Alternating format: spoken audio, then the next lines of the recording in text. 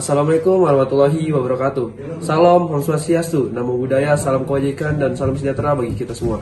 Perkenalkan, nama saya Andika Dwi Rahman. Saya berasal dari SMA Terpadu Krida Nusantara. Di sini saya membawa buku yang berjudul Sorghum, Benih Leluhur untuk Masa Depan, dan ditulis oleh Ahmad Arif. Buku ini memiliki lebar sebesar 14 cm dan panjang sebesar 21 cm. Kalian pernah tahu gak sih apa itu sorghum? Ya, sorghum ini tanaman sejenis pangan. Meski tidak sepopuler jagung, gandum, maupun padi, tapi sorghum ini memiliki banyak sekali manfaatnya. Nah, sorghum adalah sejenis tanaman serealia yang berasal dari Afrika, namun persebarannya sudah sampai ke seluruh dunia, maupun di Indonesia. Tanaman sorghum sudah sangat terkenal akan ketangguhannya. Mengapa? Karena tanaman sorghum bisa ditanam di lahan yang kering, miskin hara, lalu di rata-rata cuaca dengan suhu yang rendah.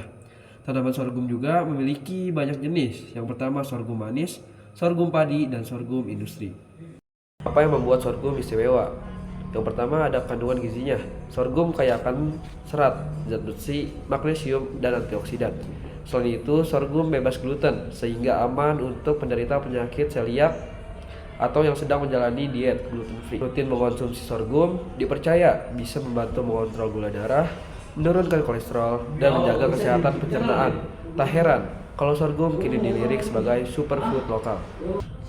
Nah, lanjut, sorghum juga bisa diolah jadi berbagai makanan lezat loh. Mulai dari nasi sorghum sebagai pengganti nasi putih, tepung sorghum untuk membuat roti dan kue, hingga ada juga mie sorghum yang kaya serat. Bahkan beberapa UMKM di Indonesia mulai mengembangkan produk seperti biskuit sorghum, sereal instan, hingga minuman fermentasi sorghum.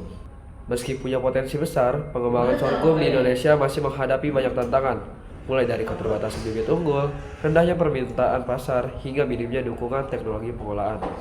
Namun, seiring meningkatnya kesadaran masyarakat akan pangan sehat dan berkelanjutan, sorghum punya peluang besar untuk bangkit. Pemerintah pun mulai mendorong diversifikasi pangan dan sorghum menjadi salah satu andalannya.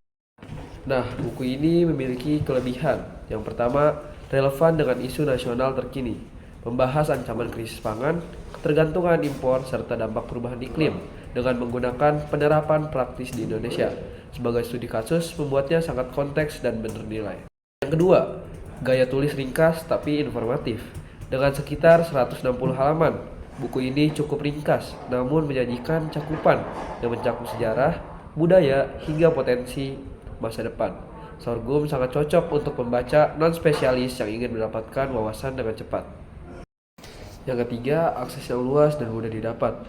Tersedia dalam format cetak, softcover di toko seperti Gramedia dan online shop, serta tersedia juga sebagai e-book di Gramedia Digital.